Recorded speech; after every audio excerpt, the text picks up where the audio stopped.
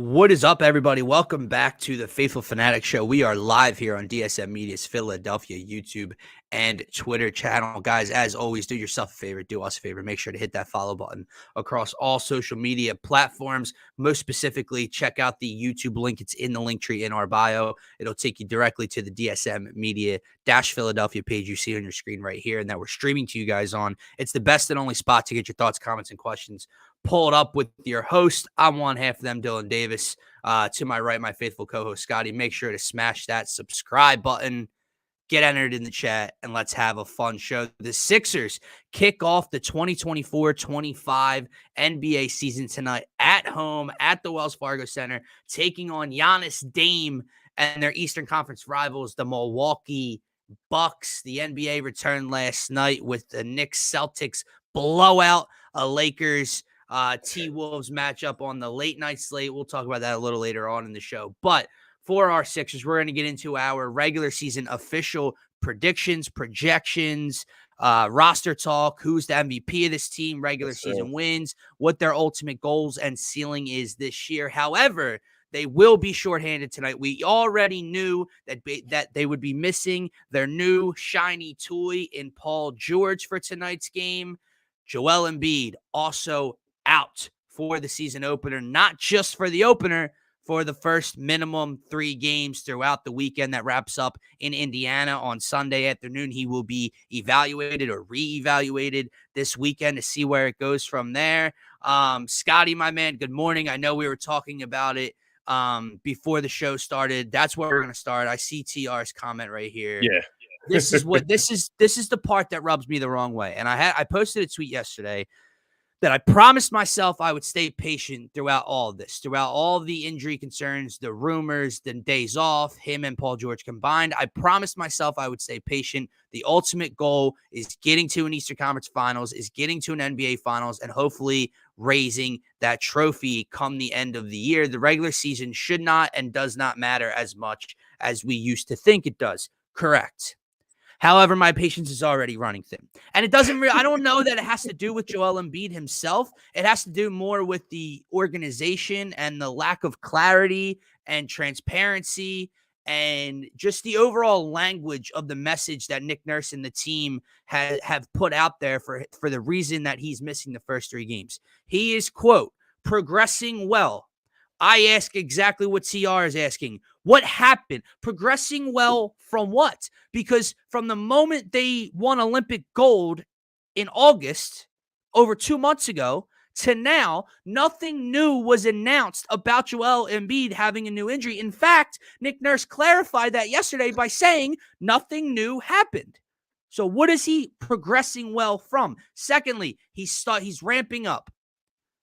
Well, like Kyle Neubeck phrased to Nick Nurse, the season opener didn't sneak up on you guys. So what were you doing if everything was okay? It's just the same old knee for Joel. What were you doing over the last 2.5 months for him just to start this ramp-up period? Scotty, I know you're a little bit more relaxed and calm than I am over this, so I'm going to let you talk about it and bring me back down down to earth and positivity, man. But it has me feeling on edge. It has me feeling frustrated with the season already, with this organization, because what the F happened? Yeah, man, I can feel the frustration in the comments. I can feel the frustration in your voice, and it is frustrating, man. It takes all the excitement out of the season opener. But I shouldn't say all the excitement. I'm still excited to see this team come out and play tonight. There is part of me that feels like they could still beat the Bucks without those 2 guys. Like, I know that sounds crazy. It's the beginning of the season. Oh, I agree. I'm not a huge believer in the Bucks, so I mean, we'll see what happens tonight. I'm not like guaranteeing that. I might sprinkle a little bit of cash on the Sixers, but it does take a ton of the excitement out. Not only losing your new toy in Paul George for the first game of the season, where you just want to see things. You also lose your past MVP as well. So it is annoying, but I am trying to stay patient this season. I brought this up to you before the show, and I know it sounds like dumb. It does. Like, I know it sounds dumb, but it just kind of makes sense to me. But maybe the Sixers are just designating this knee injury from the jump of the season to allow him to be able to sit out of games whenever they feel that he needs to or wants to this season to avoid those without being fines. penalized. Yeah, that's honestly where my mind goes with this, because it does feel like sneaky. It does feel like a little misleading, some lack of clarity as well. But at the same time, Joel made it like very clear. All of the reports have made it very clear that this season was going to be different as far as the amount of regular season games that Joel plays. So maybe it's them trying to get the NBA prepared for what's about to happen this season. Maybe it's them trying to get the fans prepared for what's about to go down this season. And I do think it's going to get frustrating at times when we see Joel not playing in, especially these big matchups like the Bucks, right? And like the Pacers you mentioned. But when we hear Drummond say that Embiid called him over the offseason, when we hear, all this reasoning why Drummond's brought in, it does make sense. It's just annoying. It's the first game of the season. I do get your point as well. Right. Like, I'm not being oblivious or, I'm not ignoring the obvious here as far as like the timeline, right? Like the ramp up timeline. Like, why wasn't it started before the start of the season? Right.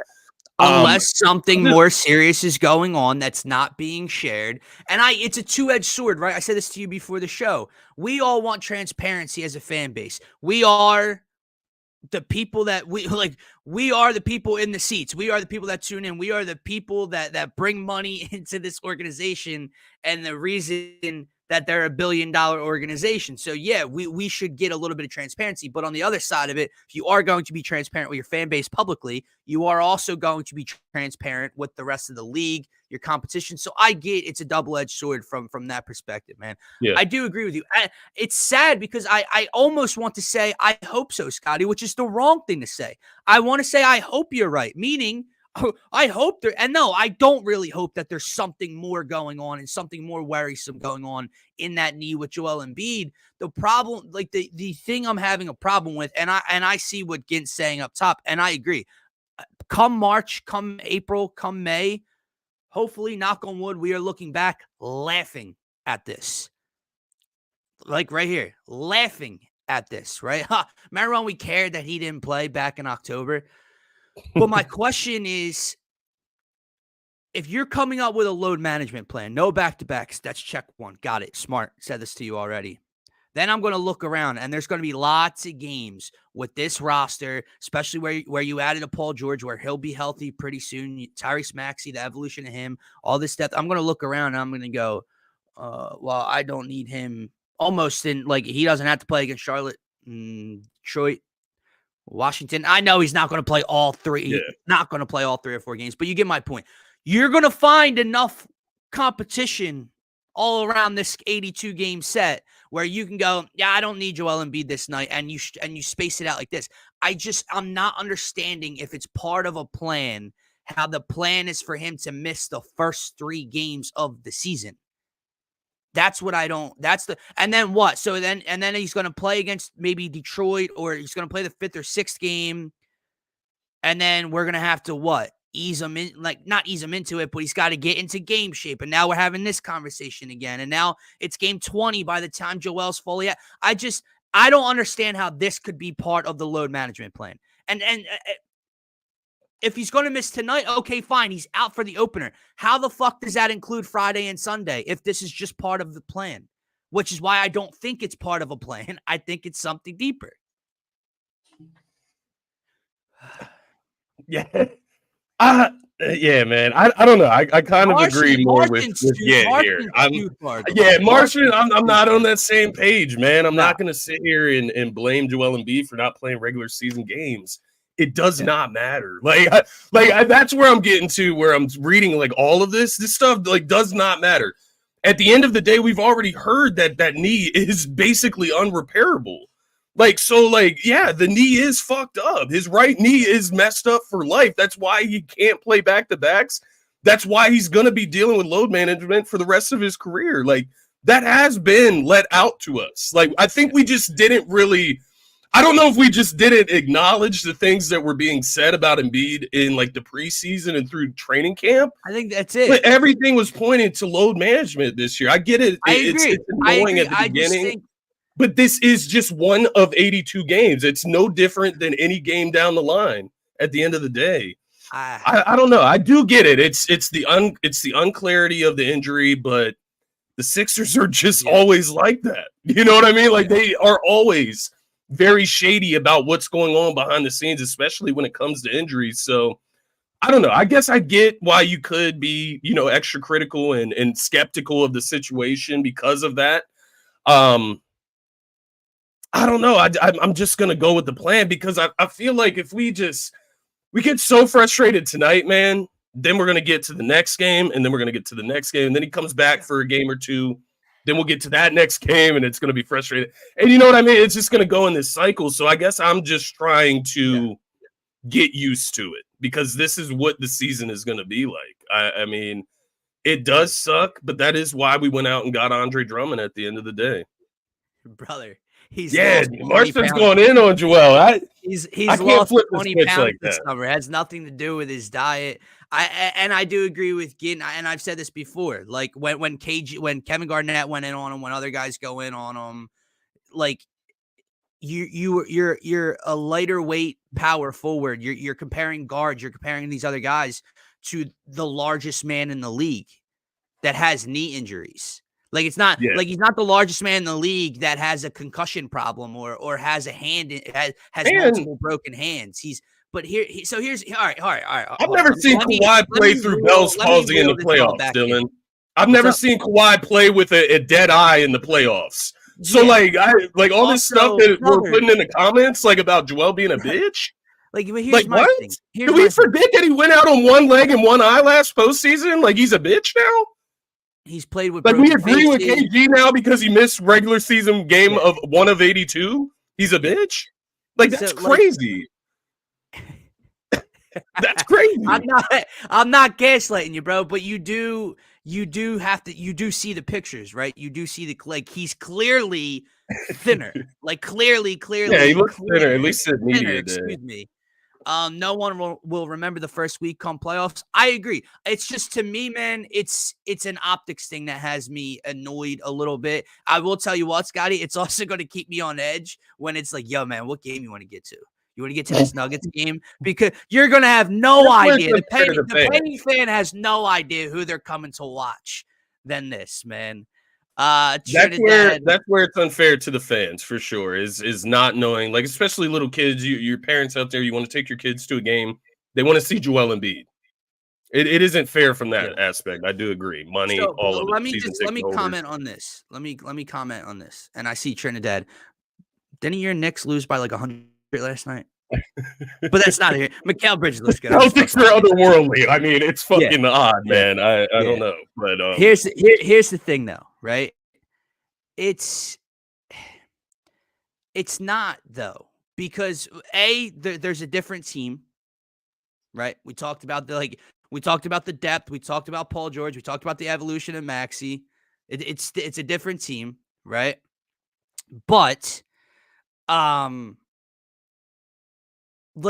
even though I'm frustrated with the lack of transparency, we did know he's probably going to play less than 55 games, maybe even less than 50 games this year. Yeah. So at the end of the day, no, it will not matter where it comes from. We all knew this was going to happen. And to Ginn's point, I mean, I don't know. I didn't know that Bell's palsy, no, I'm being that serious. I didn't know. I know. I'm laughing at Ginn's comment. But I do get it.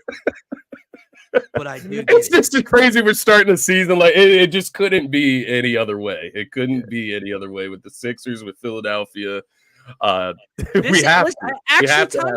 like this comment from Will, man. To be fair, they're actively trying to stop it from being the same thing over and over again. Yeah. Yeah. So I guess I'm thinking about it from the league standpoint, and coming into the season, right? The league also sees those quotes from Joel Embiid about not playing back-to-backs and load management, so on and so forth. So what it makes me think is that the Sixers have to tread lightly with the designations here, how they're going to, implement Embiid. So maybe missing this game against the Bucks is kind of like like if he comes out and he's sitting out against the Pistons first. You know what I mean? It just looks kind of fishy at that point. Like, oh, you're just sitting out against bad competition. But I will agree with you all about the unclarity going into the season. The timeline does not match up. I do agree there. I agree ultimately. It just when it came out, right? It's like, because you were hearing from like reporters, like guys that are in the locker room that cover the team saying, no Paul George. I would bet that Joel Embiid's a go. And then this hits and it's like, what? But there's a lot that can go into it. The knee might have more permanent damage than anyone knows. It would make more sense if they don't do that whole media day thing, him losing weight. Because it's like at the end of the Olympics, he did look like he may have re-injured his knee or aggravated it, something. He did look like he had some extra pounds on him, like he hadn't been conditioning as well as he needed to. But then after the Olympics, he goes into full-on conditioning mode, loses 20 pounds, and now he's, injured. That's the unclarity. No, I know. And I'm trying to be optimistic, put it this way. It just adds to the Paul George stuff, right? Because you get the new shiny toy. We had Paul George this. We know he's got some prior medical issues and he's getting up there in age. And that's something that people that didn't want him argued against in the offseason before they signed him. And then in the preseason, he gets hurt and he's missing the opener and potentially the first couple. And that's the thing. So it's Paul the same George thing. was TR, don't you go a goddamn place. You're in here because we are moving on from this Joel Embiid conversation. And we're going to get into the game tonight against the Bucks, the season opener at home. We're going to get into overall season projections, predictions, and don't feel bad for us, Jay Trinidad, man. Like, we are all in the Eastern Conference with the Boston Celtics. Don't feel bad for us. Yeah, feel bad for the Eastern Conference as a whole, man. It's gonna be tough to knock that team off, regardless if they stay healthy. I want to throw one thing out there, man. I said this. Yeah. I'm watching the game last night with my sister, and I'm watching the Celtics just tie and break first half 3-point records, and obviously tie and miss like their last 12 attempts to try to break the record at the end of the game. But it was already a 30+ point victory at that point. Dude, I know we saw how good they are last year. And I know they're each individually very, very good. Jalen, Jason, I got it. The rest of the team bothers me. Because Scotty, man, if you divided them up and put them across the league, they would not be this. They just wouldn't. And I know it's like they get open looks because of who they're around. Like Drew Holiday is a very, very, very good player. Yeah, smart. Played on Team USA, all-star. Like Drew Holiday's a very good player. At this point in Drew Holiday's career, before he went to Boston, were you afraid of Drew Holiday? I know he helped the Bucks win a championship. Like he was a missing piece there. Then he came, and he's just this connector. But I don't know. I feel like Drew Holiday doesn't make a mistake. Whenever Drew Holiday's open, the three goes in. We know this. We know the upgrade, the trajectory of Derek White over the last year and a half, 2 years, where he just doesn't fucking miss. You got guys coming off the bench and Sam Hauser and Peyton Pritchard, Luke Cornett dressing like he's playing in the 70s, just tipping rebounds over Cat and over Jericho Sims. Like, dude, you take these guys individually. Al Horford, we saw off the Celtics, and you just divide them around the league. They don't look like this. They do not shoot the three ball like this. They don't play like this. It's everything, man. I don't get it. Let me ask you this: Does that make Joe Mazzulla a great head coach? and the reason I asked this is because I saw a quote from this motherfucker yesterday, man, and it was he was asked if he feels any pressure to maximize the Celtics window. And this man answered and said, "We're all going to be dead soon, and it really doesn't matter anymore. There's zero pressure."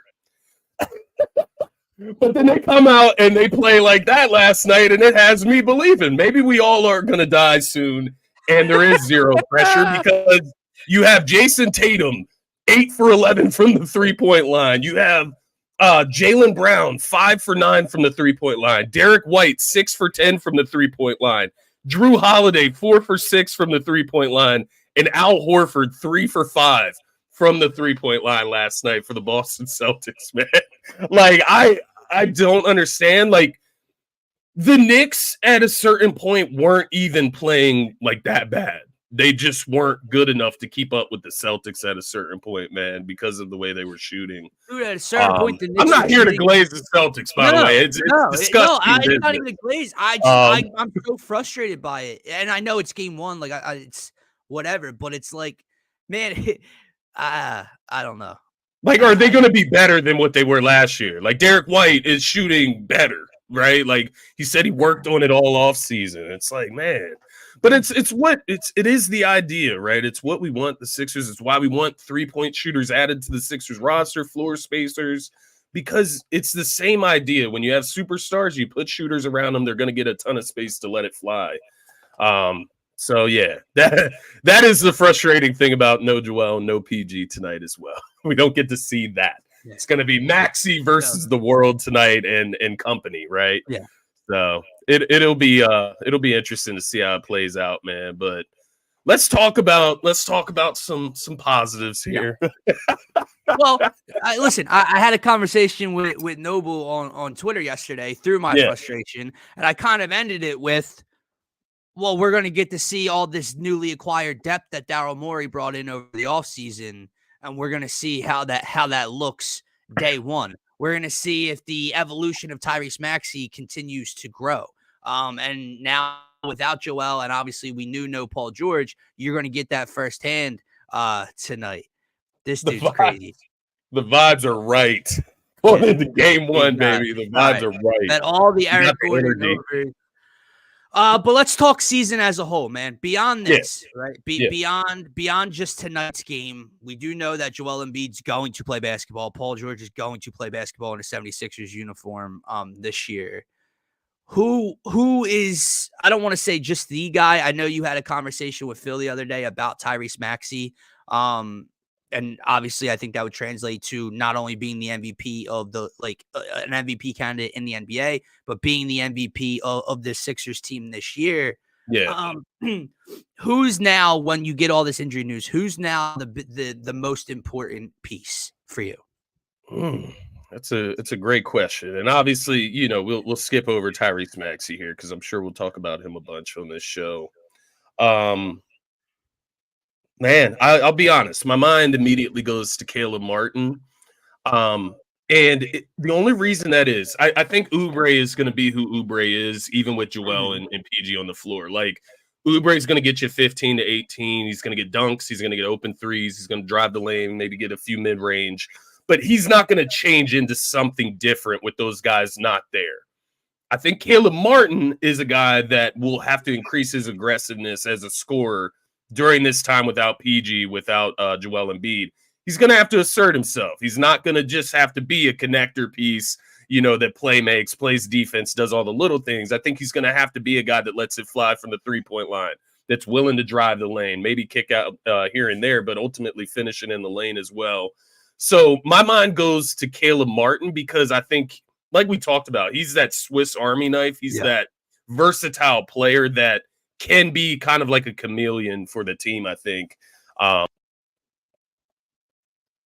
So, it may look a lot different whenever Embiid and PG return, how Caleb Martin is actually playing. But we'll see tonight ultimately. But that's the guy that my eyes and my mind immediately went to, if I'm being completely honest. Yeah. What about you? No, I do agree with you. I think I said this to you before. He, besides obviously Paul George being the big splash, Caleb Martin was the biggest offseason acquisition for the Sixers, the most important, because of so much he can do, and like this Swiss Army knife that you called him. Yeah. I'm just going to lump a couple guys together here, man, and I'm not going to talk about specifically what they can do on a floor. I think there is a mindset, a bought-inness to this group this year with all this veteran presence that can get the Sixers team wins like tonight, like in Indiana on Sunday, potentially, that they just haven't had in years past. Now, hear me out. We know they haven't had the talent. that they've had around Joel Embiid on paper, like they had this year. Yeah. But when Joel hasn't played and missed time, and you've had Tyrese Maxey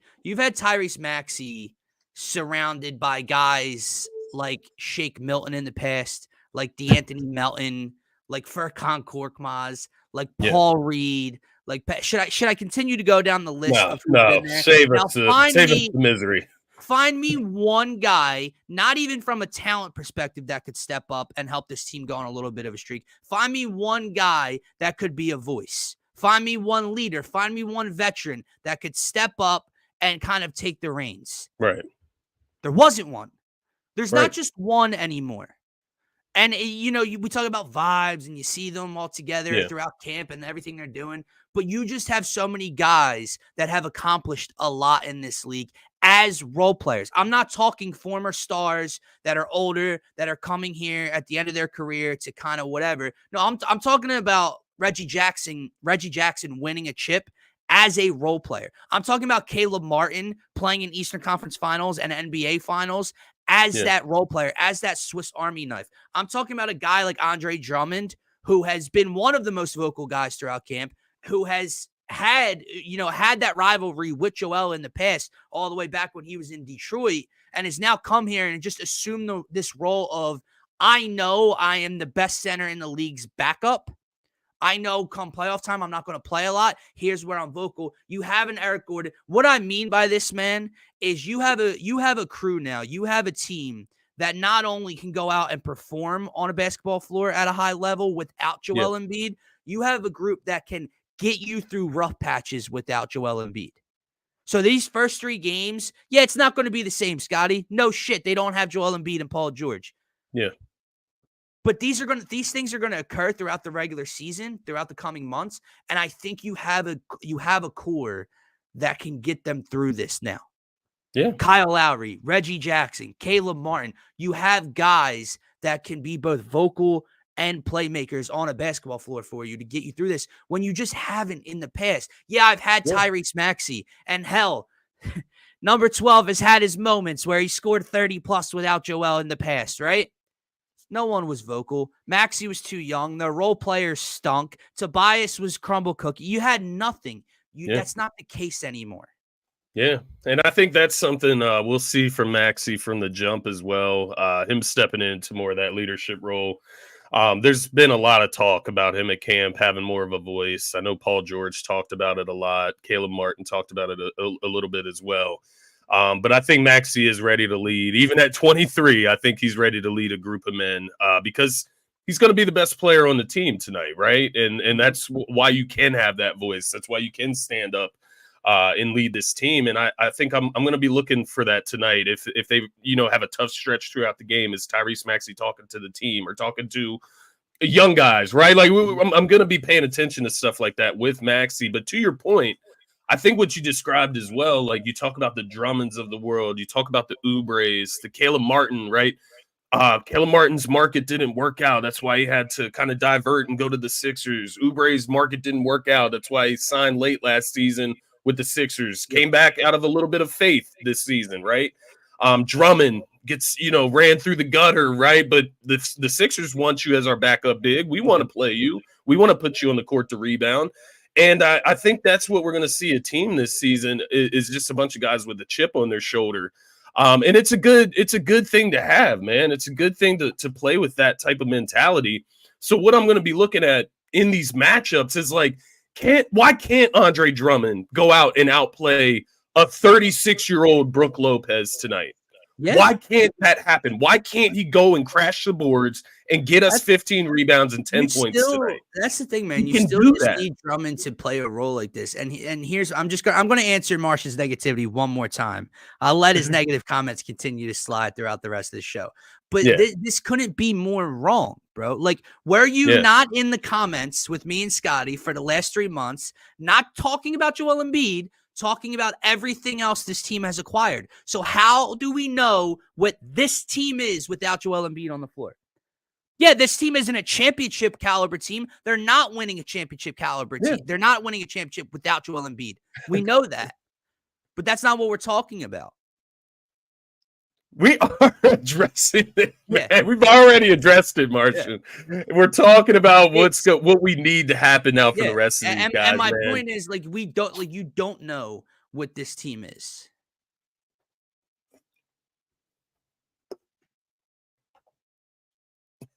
See what you're feeding into, Martian? Yeah.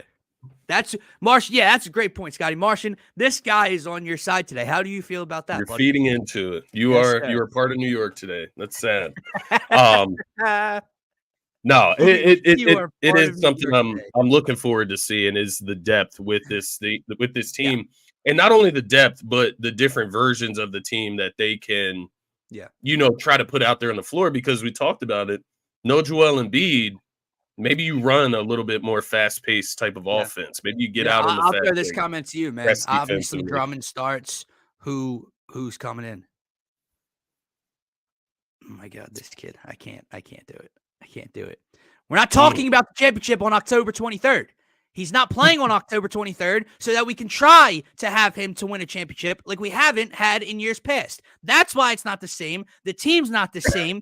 Please pop a pill, take a drink, whatever you got to do, smoke a blunt to fucking relax over there, man. You do. I was frustrated myself, but just relax. You gotta find ways because, like, at the end of the day, man, the regular season doesn't really matter. Like, I do get it. In the Eastern Conference, as long as you are not dropping down below that 7 seed, it does not matter. Like, it doesn't. So you do have to find these things within the regular season that let you know that the team is building and developing. Players are developing. It's what we have to look at, man. I get it. It's not exciting. It does take the excitement away when Joel specifically is not playing the home opener. But he said, just have some fun, man. Like, damn. This is why I can't take him seriously, bro. He's riling me up, and then he's asking for a chopped cheese in the comments from a New Yorker. Oh man, no! I go back to Ginn. You mentioned playing a little faster. It's something Kelly Oubre talked about. Actually, on the podcast on Paul George's podcast.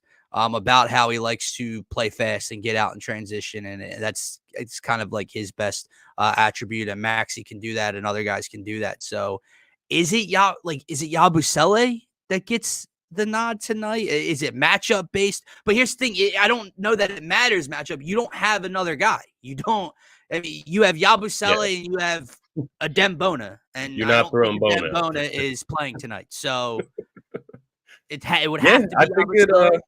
I think it's going to have to be Yabusele. He's the guy with the most size after Andre Drummond. And I do think tonight, you're going against a guy like Bobby Portis that usually comes in after Brook Lopez. Sometimes they play those guys together. Sometimes they play Bobby Portis with Giannis. Mm-hmm. So I do think you'll probably see some Yabu at center tonight, just because, right? Like there's just nowhere else to go. So we talk about that depth. We'll see. And this was a concern coming into the season. Is Yabusele playing minutes at center?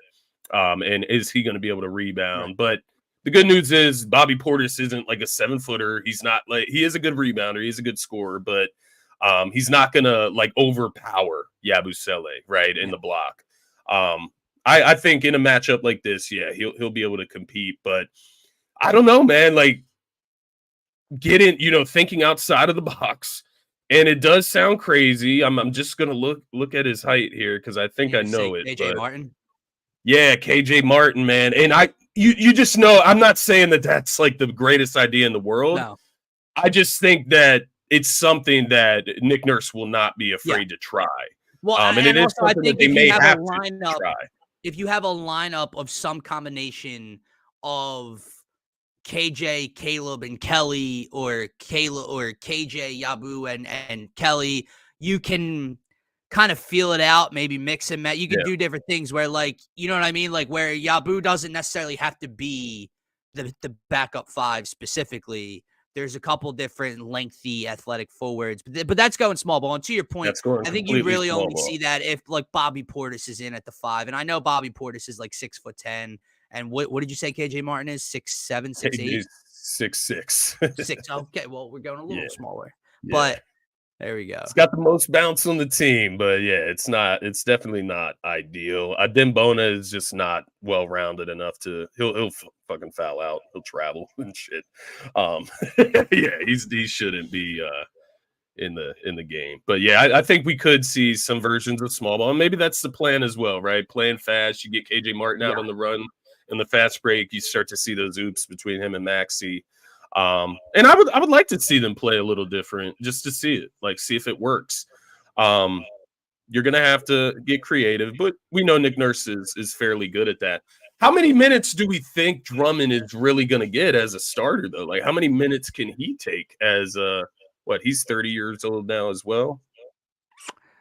31. I think he's fine. Again, I think it's going to be a chess match as to what.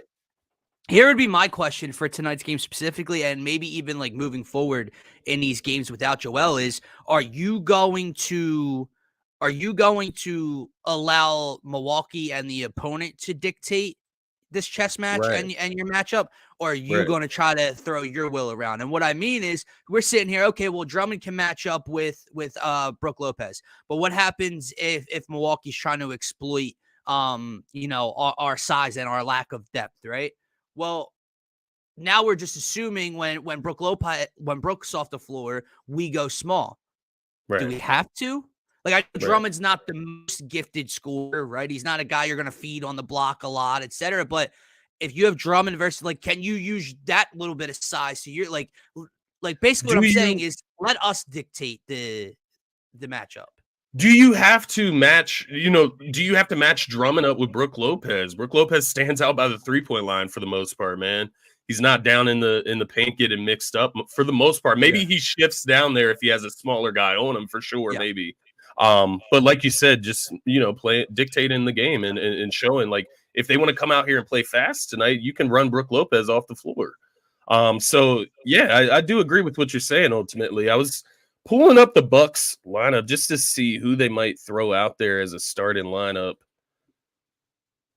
Maybe just look at they probably didn't play starters last game, right? He said, I'm sorry, he said the Knicks lost by 130 last night at full strength. And I don't know what Knicks championships you got, brother. You're just throwing all those Yankees championships in the bin and counting them as your New York championships because, my God, your Knicks haven't won a goddamn thing. Like, after last night, let's all just settle down, right? Like, look at what the Celtics did. Right. Look at what they did. That was without Kristaps Porzingis. He did not play last night. Like, and maybe he doesn't play down the line, but they won the championship without him anyways. Correct. So, like, maybe we're all just, battling for second place in the first place, man. But, congrats, man. Congrats. Golly. So I did see, because they won't have Chris Middleton tonight, the Bucks, right? So in one matchup, it looks like they started Taurean Prince at the 3. So it was Damian Lillard, Gary Trent Jr., Taurean Prince, Giannis, and Brook Lopez in the starting lineup. So that is something that I could see them starting tonight. Yeah, based on their bench. And that's the thing, man. The Bucks don't have a ton on the bench, but Let's talk a little bit more about like the regular season as a whole, because I know we're here to do predictions as well for the entire season. I don't want to get into tonight's game too much, but we can definitely touch on that at the end if you want. No, I'm with you. So how are we feeling overall? I know it's hard to like gauge where the Sixers are going to ultimately finish when you don't have an idea of how many games Embiid's going to play, but. Well, here's where I'll come in a little more even-keeled and relaxed. Yeah. Even though the first 3 games and so on caught me off guard, what did not catch me off guard is there is a plan in place for Joel Embiid. Joel Embiid is not going to play back-to-backs probably for the rest of his career. Joel Embiid is going to play less than 60 games, probably less than 55, maybe less than 50. Like Joel Embiid, we're going to have a lot of time without him on the floor this year. Yeah. Paul George, we know the age. He's already injured. We know they are not going to have a ton of Paul George on the floor this year. So you and I were still pretty confident in the Sixers, right? The chat Yeah. was still pretty we already knew this. We already knew we were going to have life without these two often this year. Yeah. So with that said, I still think they finish within the top 4, Scotty. Because I do have a lot of confidence in Tyrese Maxey. I do have a lot of confidence in this roster and the depth that Daryl Morey has acquired. And I do think, even though, like I said, they might be playing under 50, 55 games, you're still going to win a lot of games when those two are on the floor together and they're at full strength. So, yeah, I think they finished top 4. You have Boston. And then I don't know where to go from there because it's tough. Like, how am I in my right mind going to say the Sixers are going to finish second as my prediction in the East, knowing that they're not going to play a lot of games together? Yeah. And but what else? Let me ask you, what else is out there? The Knicks? The Knicks are tryhards. They're tryhards. You got a Knicks fan in the comments talking about a division title. So they're going to try hard in the regular season. The Atlantic division title? Yeah. This dude's talking about a divisional title. Like, when's our last? Like, who cares about a division? You guys traded 900 first-round picks for a guy who, for some reason, decided to change his jump shot. Started shooting on the third quarter. Doesn't matter. He said a division title in basketball. Martian, like, let me ask you, man. Who outside of Boston? Who are the other top 3 then? If the Sixers aren't on there, right? The only teams I can see finishing ahead of us is Boston, obviously. Yeah. New York, like I said, they're going to try hard in the regular season. And you could throw Milwaukee, but what is Milwaukee? Milwaukee has Doc Rivers coaching them. Milwaukee has injury history and injury concerns with one of their stars in Chris Middleton. Damian Lillard's missed a lot of time. Yeah, like, what is Milwaukee? What is the depth of Milwaukee? The Pacers. Martian never believed in the pieces that were added to the team. He never believed in it. I know he's joking. Like, I know he's trolling, but, like, come on, man. Just be a little serious. Be a little bit serious. Like, the only other team that I could see like, for example, the Miami Heat aren't, like, Jimmy Butler's not going to play all 82 games either, right? I doubt Giannis even plays all 82 games. Fuck no. I doubt Dame is not going to play all 82 games, right? No. The only teams that I look at, the Boston Celtics, New York Knicks are tryhards. The Pacers are a little bit younger. I think they'll be able to play, a little bit more games. They'll be able to be better during the regular season because of the way that they play. Those are the only teams that I can see, like, finishing ahead of the Sixers, barring, like, a massive, devastating type of injury that keeps one of these guys out permanently, right? That's where I see it. Like, when I look at the talent of each team, healthy, like fully healthy, I would put the Sixers second in the East. But we know that it's just not going to play out that way to where we're going to have all that talent all season. Yeah. So I give them a little bit of grace. I say anywhere from 2 to 4 or 5-ish seed.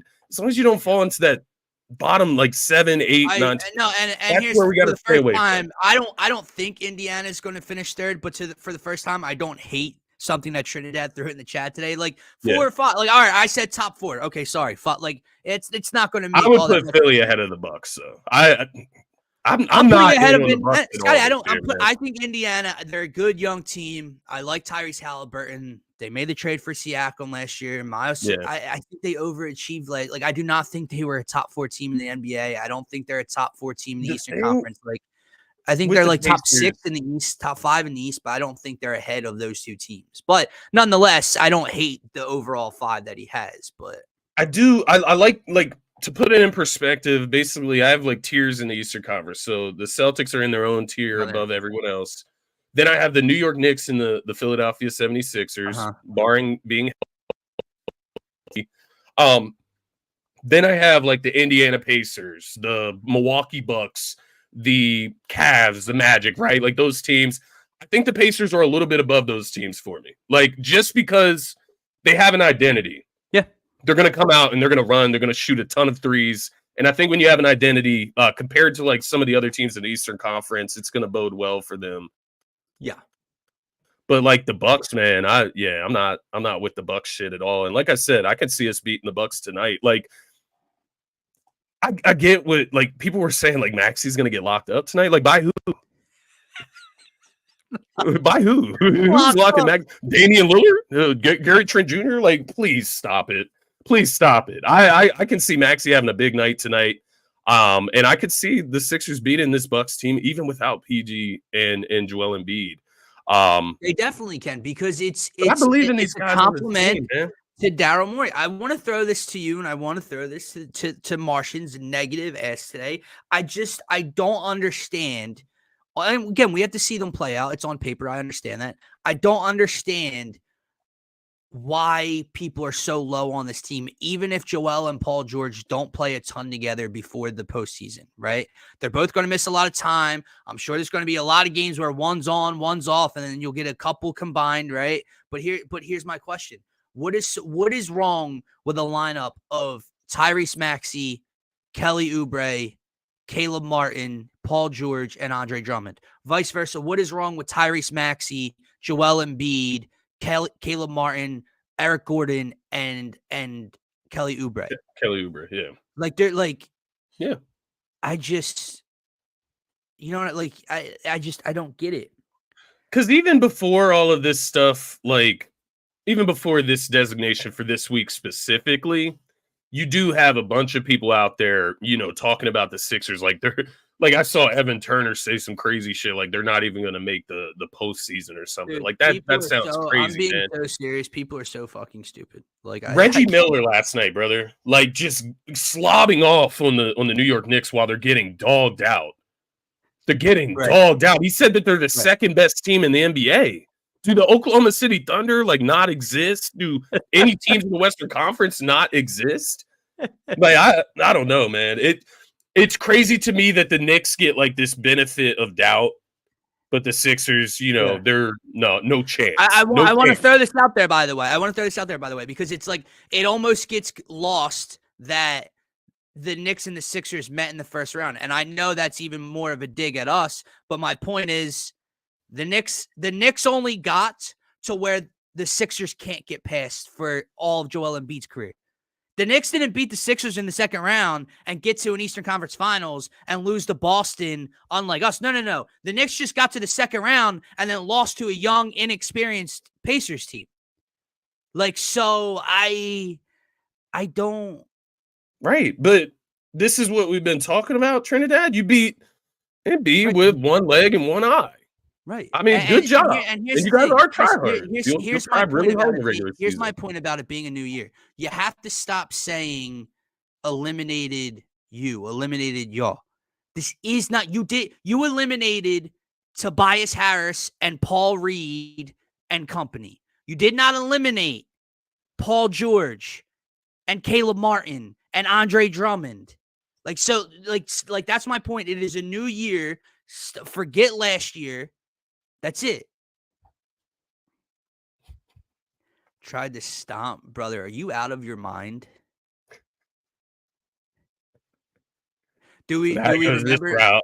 He goes this route now. Yeah.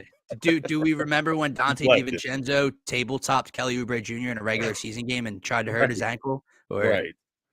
Nah, well, we're not going to mention that.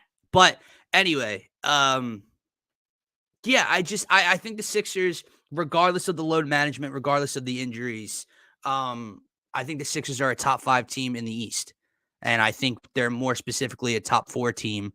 Fully healthy, I think they're a top 2 team in the East. Yes, I'm not like Boston's 1. They're on a tier of their own. Like you said, they're on a tier of their own in the NBA right now. Yeah. But yeah, quite honestly. Yeah. So when we look at tonight's matchup with the Bucks, man. Yeah. What is the feeling here? Like if you had to what's your rotation look like is what I'm trying to say. What does your rotation look like tonight? And I know that's a tough question, but it's your opinion, not what you think Nick Nurse is going to do. It's a fair conversation because it's not just tonight, right? It's potentially the first 3 games, and it's going to be a lot of the season potentially. So I think your rotation looks something along the line of what I would do is Caleb and Kelly would be playing together. They would be starting together. I know with Joel and Paul George, we talked about maybe Eric Gordon with the shooting and you give a little more oomph off the bench from one or the other. That's fine. When you don't have that, and I know like you kind of, you maybe even more so want to spread out the talent. I'm not doing that tonight, especially not in a lineup that has Giannis and Brook Lopez in it with that size. So I'm going Tyrese, Eric Gordon, Kelly, Caleb, and Andre are my starting five. That's what it would be without Joel and Paul George together out. And then off your bench, you have some combination of Lowry, Yabusele, Caleb Martin. That's three. Hold on. Who'd you say in the starting lineup? Tyrese, Eric Gordon, Caleb, Kelly, Andre. Okay. And then my bad. I thought you said Caleb on the bench. That's why I was a little confused. Oh, no. And then you got KJ, Kyle, my bad. Yabusele, that's three. I'm assuming with the injury to the forward center, you might get Ricky Council tonight. Just because you might need size and athleticism. But you have Reggie Jackson and Jared McCain. I'm not going to be shocked if both of them play. I'm not going to be shocked if only one of them plays, but definitely at least one of them is going to play. I don't hate what Gint's saying. If you have Kyle slotted in the two, it's something he did last year next to Maxey, so that could work both ways as well and bring Eric Gordon's scoring punch off the bench.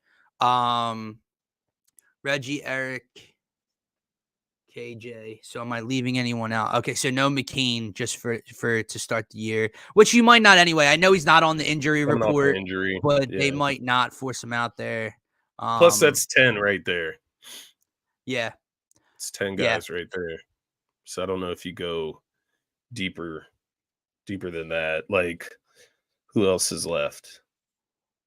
It's really just Bona and McCain, right? Yeah, Bona and McCain are down there, and Jeff Dalton.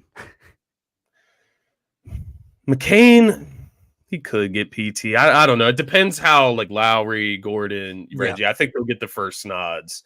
And same thing with Council. I think we'll see like who he goes to first, like Council or KJ Martin. I think KJ Martin might be the better matchup against. I'm going to be honest. I don't think he starts Caleb tonight. I think he has Caleb Martin come off the bench. Think so. Starts Kelly and starts KJ Martin. I could be way off, but I just if I can read anything into the because who out of Oubre and Martin's matching up with Giannis? You know Caleb, what I mean? Probably. Yeah. Caleb. And I would have to go back and do the research, but it makes me wonder, like, did Caleb match up against Giannis in their matchups in the postseason with the Heat? Wouldn't it be Bam? Wouldn't you throw Bam on him? You know what I mean? Like, if you're the Heat, I don't know. And just let a floater. Right. But just let a floater out there with Brook Lopez then maybe. Yeah. No, and no, again, I do agree. I would start Caleb Martin undoubtedly. I don't know that he's going to tonight, but it's interesting, man. The reason, man, like let's look at at least if you have KJ Martin in the starting lineup and he guards Giannis, you have him out there, he has fouls to give. You know what I mean? Like whereas Caleb Martin, it's like, nah, man, we can't afford him in foul trouble. We're gonna need him for major minutes. Right. But I do agree. I don't know. Because here's the way you got to look at it.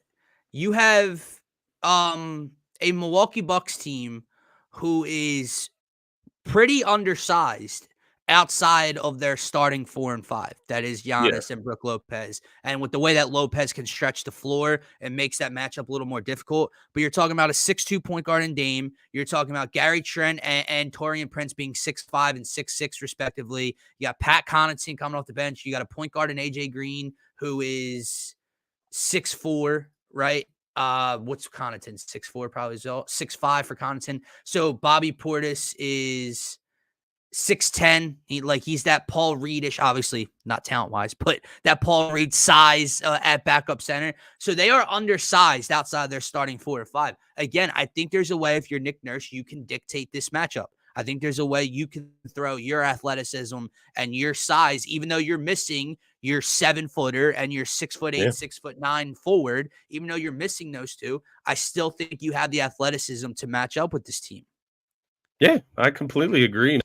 And like you said, I think when you start to look at these matchups, let's start to think the other way as well, right? Like who's guarding who on Milwaukee's Yes, side. exactly. You That's know, what at I the end mean of the by day. dictating the Yeah, matchup, yeah, right? Because exactly. we're going in here. Well, who's going to do this? Who's going to do that? Play to your advantage. Because Who on the Bucks is guarding Kelly? Who on the Bucks exactly. is following around an Eric Gordon? Who on the Bucks is guarding Tyrese Maxey, etc. Because my guess is they throw Gary Trent Jr. on Tyrese Mack. There is no way.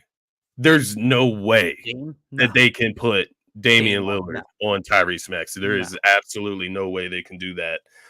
So I think Gary Trent Jr. gets that assignment.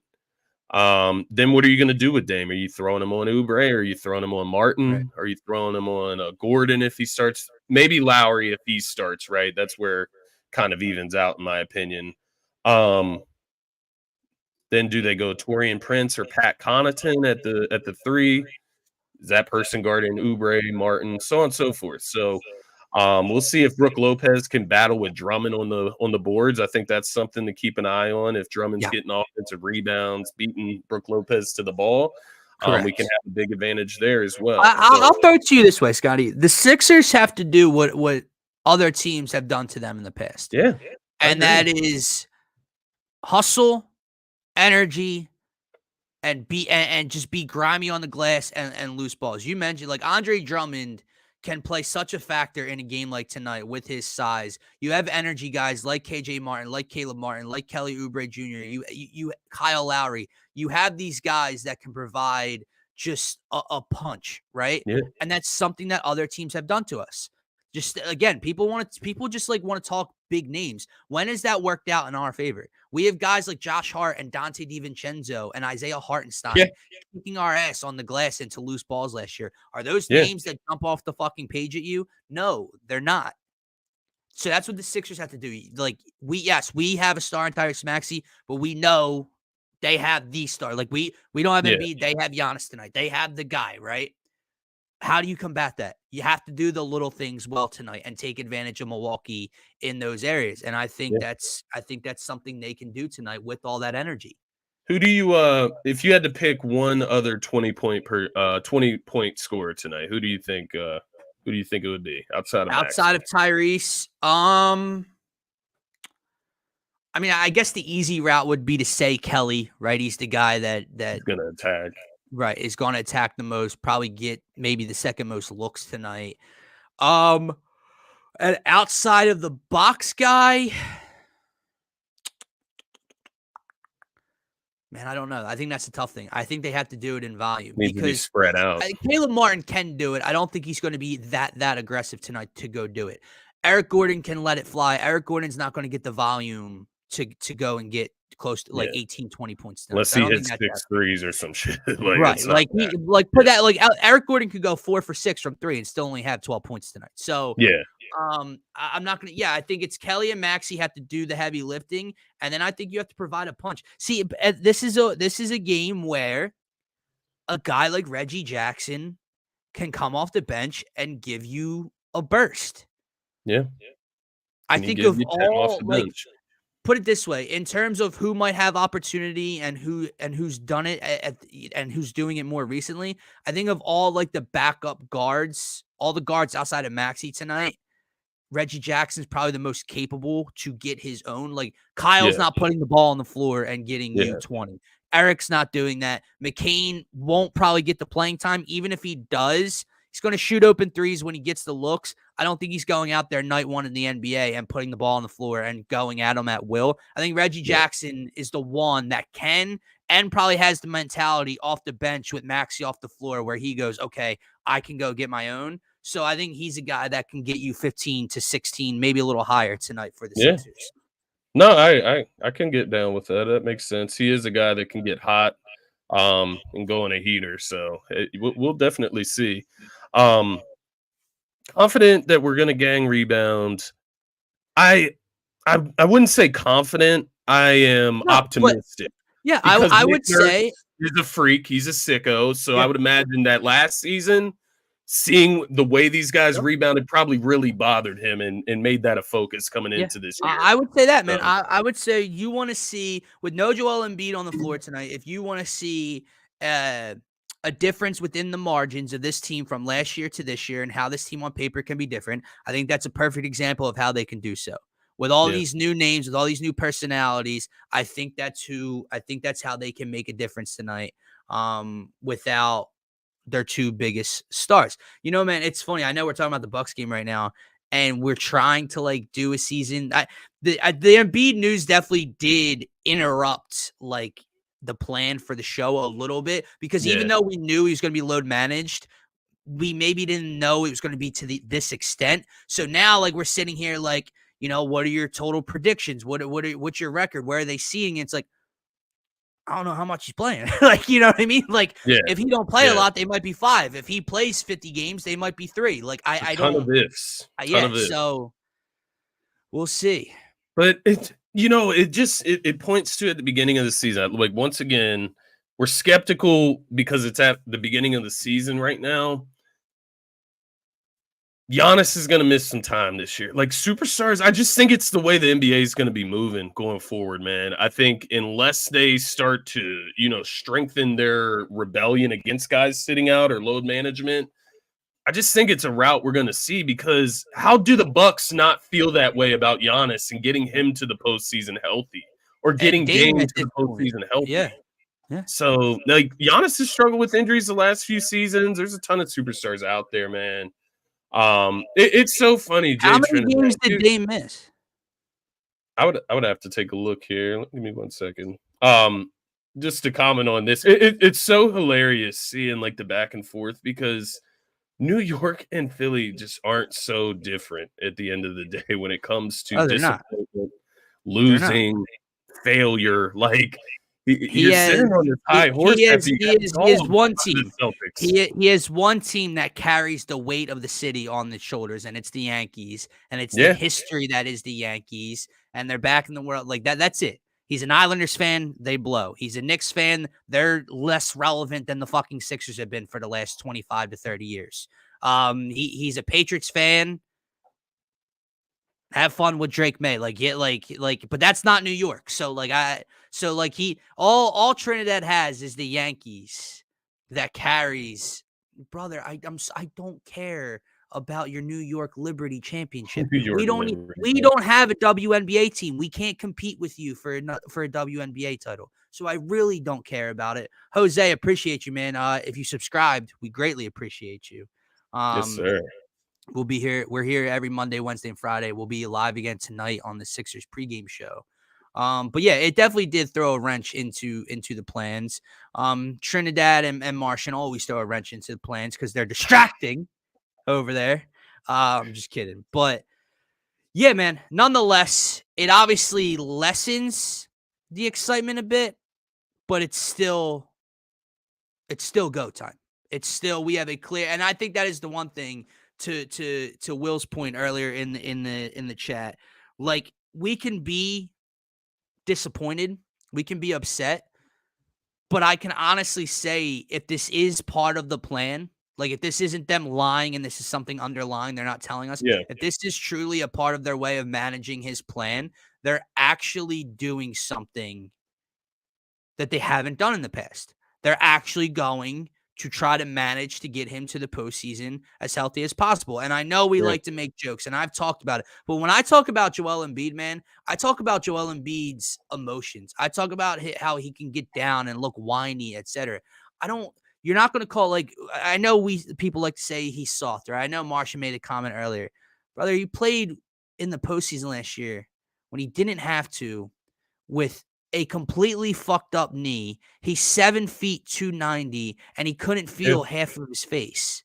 That is the complete opposite of soft. He has played with a broken face. He has played with grade 3 tears and ligament tears in previous years. He's played with a broken thumb on his shooting hand. Like, he's not soft. So if this is part of a bigger plan, then let's just ride the season out, man, and try to get there. And I wanted to comment on the Olympics thing too. I get it. It sounds like for Sixers fans, it sounds dumb for him to go and play in the Olympics and try to win gold on a bad knee. But at the end of the day, when you look at it from Embiid's perspective, would you rather play in game one of a meaningless regular season, or would you rather go and win gold for your country? Correct. I think when you look at priorities, because I saw someone talking about priorities for Embiid. Priorities. Win a gold medal, actually win something. Right. Or playing, the beginning of the regular season. No one's talking priorities like he chose to win a gold medal and that would affect his ability to play all year this year or affect his ability to play next May in the playoffs or anything like that. Right. Like, to your point, it's that potentially or game one. Like, so while I am frustrated, like, don't get me wrong, I know, but it is crazy. And trust me, man. Like, it is frustrating to go into tonight, like, from a gambling perspective, for instance. Like, would love to go out and just, smash the Sixers on their, their home opener against the Bucks tonight. But now I'm going to have to dabble lightly and find different spots, right? And it does. It takes the joy out of the basketball season starting. Like, it takes a little bit of the joy away. Yeah, and I would also say, well, brother, what even is the Bucks value? I haven't even looked at it, but they're minus 3.5. What's money line minus 170? That's fun. Yeah.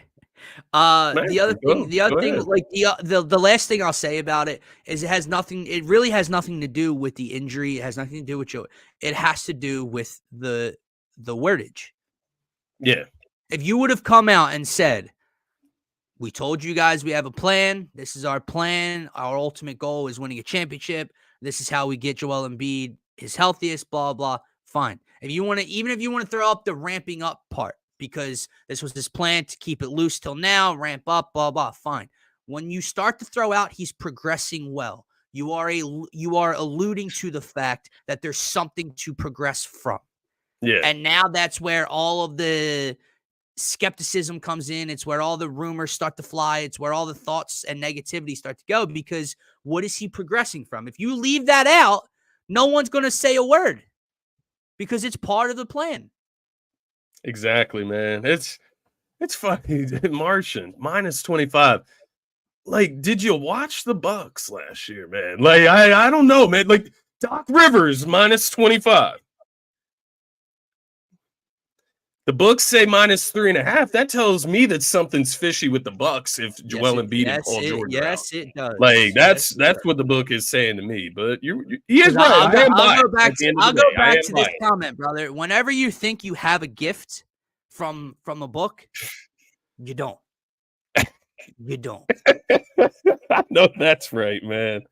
But I'd be lying if I said I wasn't biased. I am biased. I'm biased for the Sixers, and I'm also biased against the Bucks. I do not believe in the Bucks at all. I don't believe in Doc Rivers.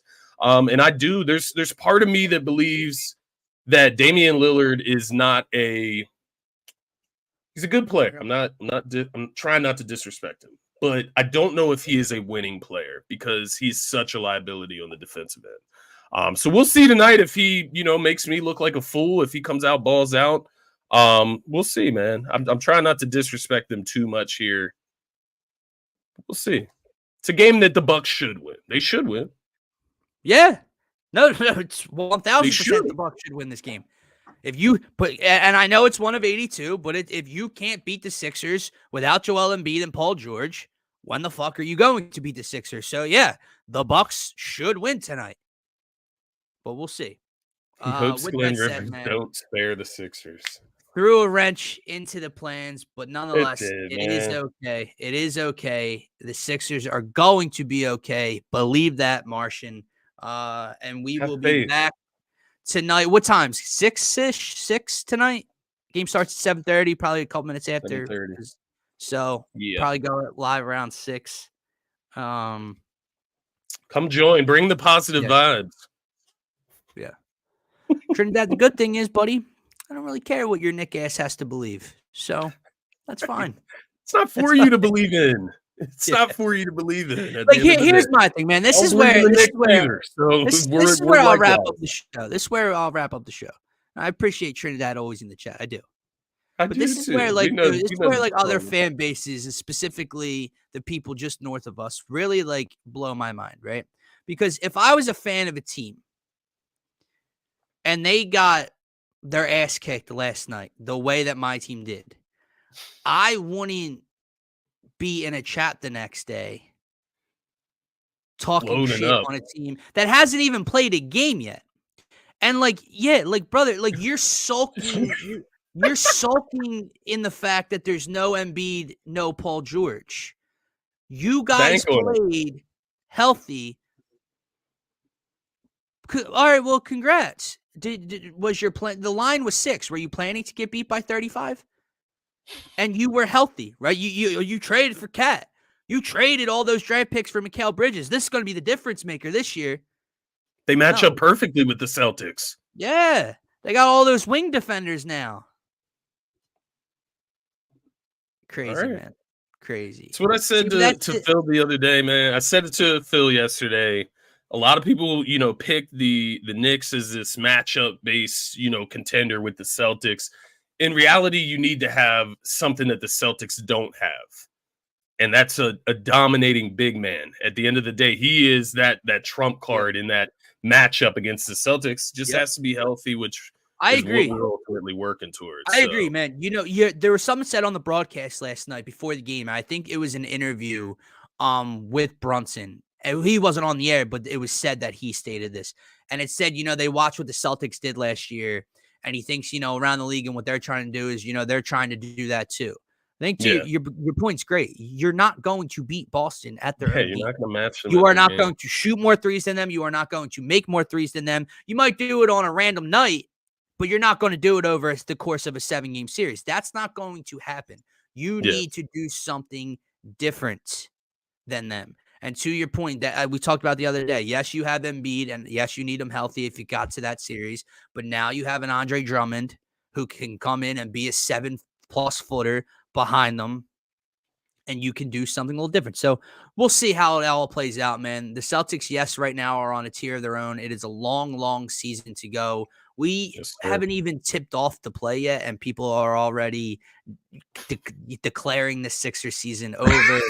After Daryl Morey had the greatest offseason in the last 20 years for the 76ers, but all of a sudden, because they're not playing night one, 2 of the guys aren't playing night 1, it's over. It's all right, man. Guys, follow on all social media platforms. Make sure to tap in and subscribe to the YouTube channel. We'll be back on pregame live tonight, Sixers Bucks. I know we talked about the game, but what a pregame show for us is keys to victory, score predictions, best bets, most valuable player predictions, etc. So with that said, I'm going to talk about it tonight, and it doesn't matter who's stopping the Greek Freak himself when he misses 5 threes. Like what, dude? Like, just shoot. Let him shoot threes. If he makes them, he makes them. Yeah. We'll talk about it tonight. Hey brother, we want you there, but you don't have to be part of the torture. You don't have to bring your negative ass into the chat all the time. Bring the positive vibes, Martian. I know you have them. Yeah. I know you have them. Yeah. I will let Giannis Antetokounmpo shoot 25 wide open threes if he chooses to do so. So throw Andre Drummond on him. How about that? Yeah. But we'll talk to you guys tonight. Peace out, everybody. As always. See you guys. Appreciate you all. Exhilarating. Happy hump day. Peace out, guys.